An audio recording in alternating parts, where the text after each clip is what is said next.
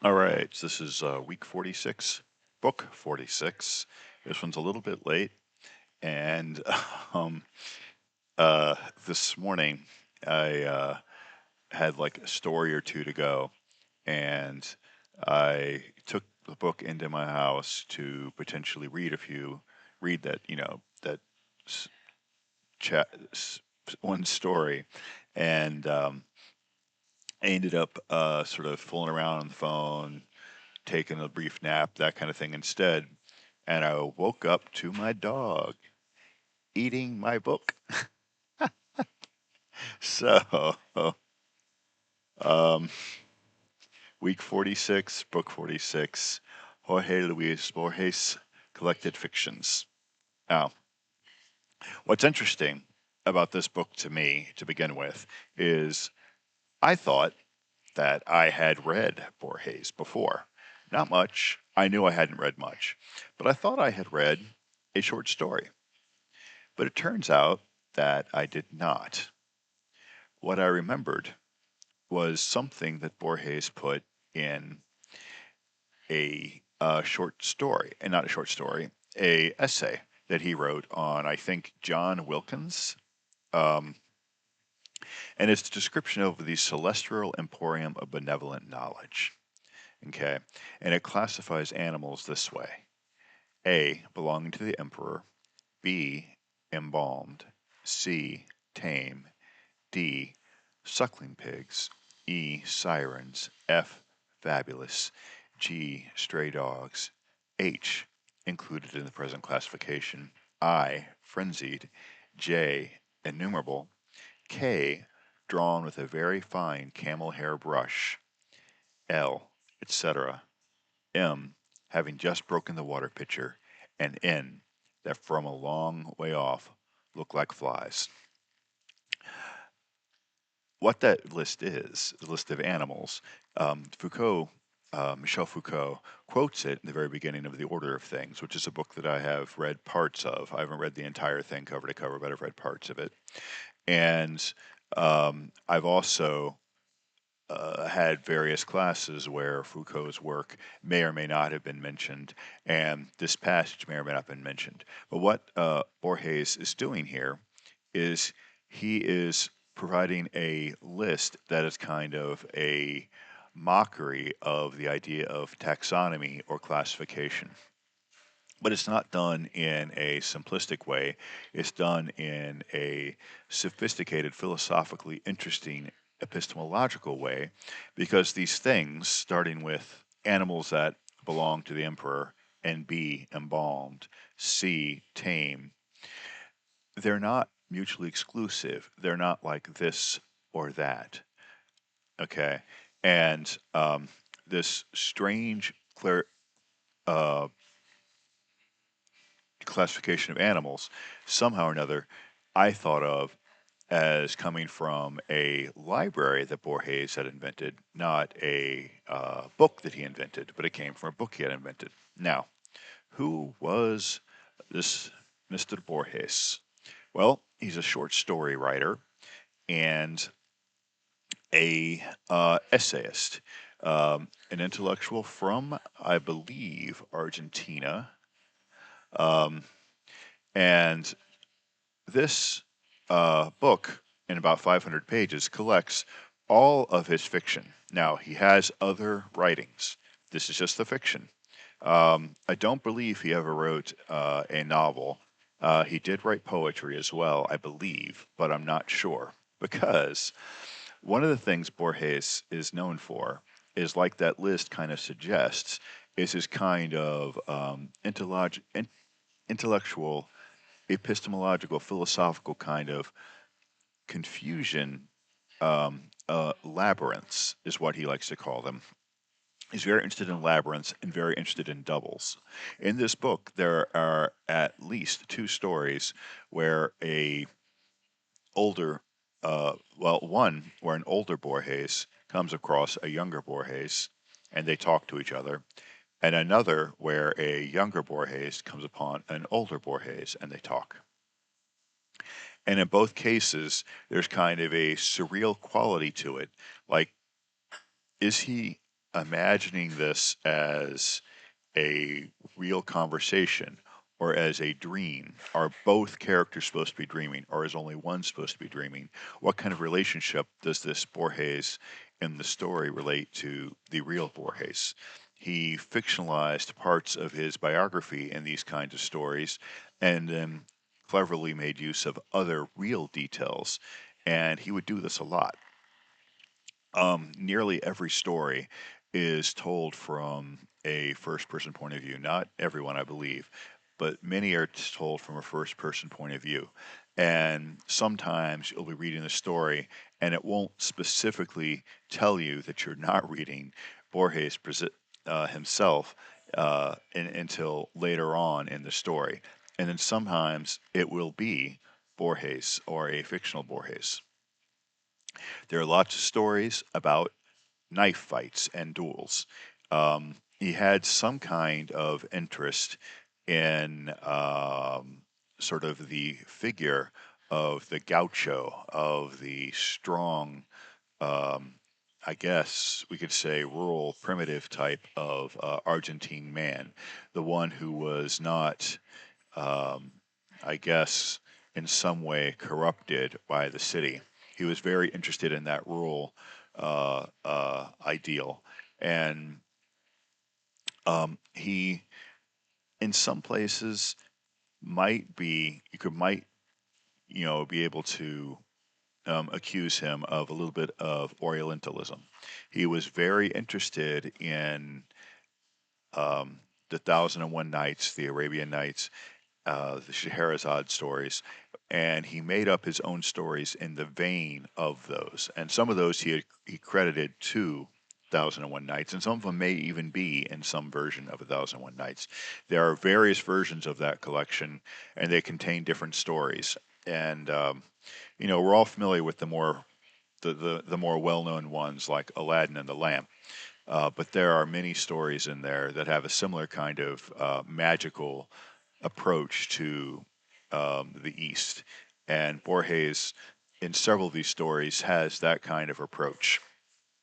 Um, he speaks from the point of view of a Muslim with a certain degree of, at least to my understanding and my reading, a certain amount of fidelity and sympathy from that perspective within that story.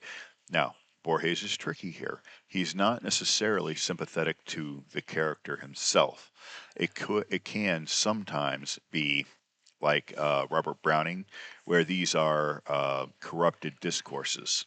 So you can't always say for certain that just because this character is trying to present themselves sympathetically, that Borges is necessarily sympathetic to them. Other places he's called Islam in one of these stories he called Islam the most primitive of the religions that came out of Judaism or something to that effect. He writes from the point of view of a Jewish figure a couple of times, and several times from a Christian point of view, sometimes Protestant, usually Catholic. Um, Not all the stories are necessarily religious in character, but there is some themes of that. Now, why? Well, because of ideas of the infinite, because of the mysticism of Kabbalah and of Sufis, although it doesn't mention Sufis by name, except once he talks about dervishes, I think. Um, and so that mysticism and that sort of looking into things, see the real picture of things. Okay, so what kind of stories are in here? Well, for instance, there's a story in here about called Blue Tiger. It's one of the last stories. It's one I just read the last couple of days, and Blue Tiger is about I think a German man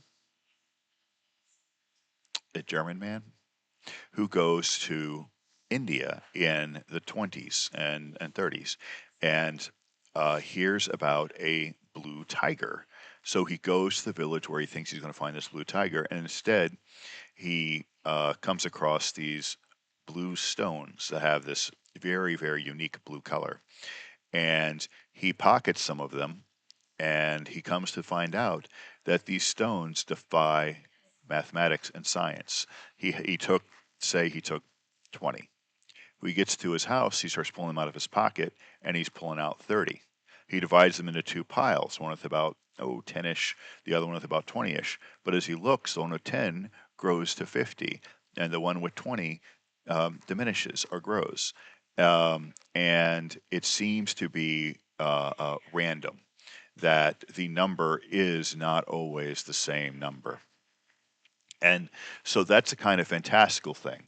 There's another story called The Aleph. It's it's one of his earlier collections. It's the main story in that collection. The Aleph is a point of convergence of everything in the world, where if you're in it, you know everything. And it's about a guy who has found this. But the story is not told from the point of view of the guy who found it. It's told from a guy who was told about it. And so he goes down to the basement where the Aleph is and has the experience he has. And, well, I'll leave it at that. I'll let you read that story. It's a fascinating little story. Um, there's a story about people who live forever, the immortals, and they've basically devolved down into the point of basically all but subhuman, because they've had no reason to communicate. They've had no reason to do anything. And that story seems to be about somebody who's becoming like them. Uh, there's a story that's really, some of the stories are kind of cryptic in the way that they work and the way short stories work. Like there's a knife fight story where some people are kind of like partying in this house. And in this house, there's this very famous knife fighter, and his really really hot girl is there with him. And this guy comes in to challenge him, and the famous knife fighter refuses to fight him. And so the story is told from the point of view of another character, and this other character ends up going out after the intruder and killing him, and then taking the girlfriend from the famous knife fighter. Now, what is that story about? There's a story called The Congress, which is about a guy who, I guess, I don't know, kind of went mad or something one day. I don't know exactly, but decides he is going to create a Congress of the world. And that's what he does. He creates the secret Congress of the world. And it's told by a guy who is invited into the Congress. And this Congress is like this little secret conclave of, like, I don't know, 10 people or something. And there's corruption in it. There's stuff going on, and eventually the main character, the guy who created it, destroys the whole thing and says that the Congress doesn't need all of this. The Congress has always existed, kind of thing. It's, make of it what you will. Um, Now I have to say this: there's almost no doubt in my mind that Thomas Pynchon read these stories, uh, at least up to Aleph. After that, it's not as clear because the timing of when they were published versus when Pynchon was publishing his work. But these things definitely had an influence in the way Pynchon sees the world, even to things like using the letter V for V in the novel V. I can't remember which story it's in, but there's a story where just in passing, something mysterious about the letter V is mentioned. And it just strikes me the kind of thing he might hold on to. And then the names like Oedipimas, the Beni Profane, and some of the other names, they're nothing like the kind of names that Borges uses on the surface. But in that sense of suggesting something, of being a little bit fantastical, of being a little unusual, that again, I think that very much relates. So this was straightforwardly a mixed bag. Um, I would probably, okay, back up. I would definitely recommend reading Borges. Definitely, particularly the two most famous collections here, which are Fictions and the Aleph. Those two collections, which comprise about a good third of this book, I think, maybe even more. Those two collections absolutely, definitely should be read. Now, I like his later stories too. I like all of them. But I will say this: this may not be a book you want to sit down and just read cover to cover as I did. This might be a book that you want to pick up and savor 10, 20 pages of at a time, two, three stories. Some of them are very, very short. This is more that kind of collection, I think. So, although I really, really enjoyed it and I'm glad I read it, to some extent I feel I did it a slight disservice reading it as quickly as I did, even though it took longer than I intended to.